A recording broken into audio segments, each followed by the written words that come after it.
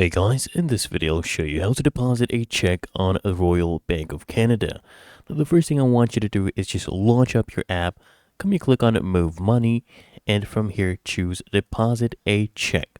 Just agree to the terms of use, click on Continue right there, and now we need to take photos of the front of the check and the back of the check. So you just click on this icon and then click on Continue. These are some of the tips, you just keep it in mind. And you take the photo of your check. Okay, click on use photo, or you can try again as well, and then do the same thing for the back of the check. Click on use a photo and then enter the amount that is on the check right here using this keypad, and then tap on done.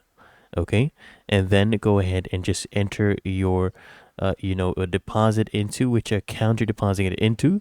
We'll just choose our checking account. Then we click on continue, and then if you are ready to deposit, just confirm that everything is correct. Click on deposit now, and there you go.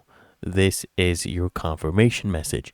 Really that easy. If you found this helpful, make sure you smash that like button and subscribe to Quick Fix.